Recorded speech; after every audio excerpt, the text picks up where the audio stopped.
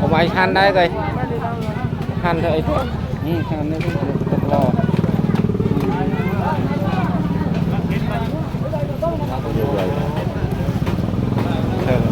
chân kilo về Cần lô một lóc cân. đây mình ban màn Một lô chiên ấy. cái dày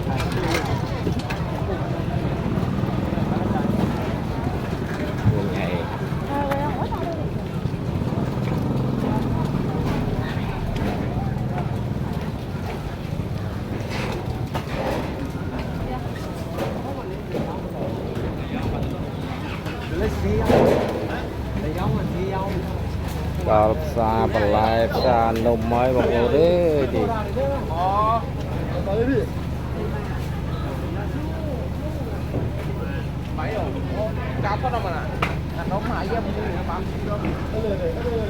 Kro một lô 23 lô 30 một lô 40 lô 50 của miền một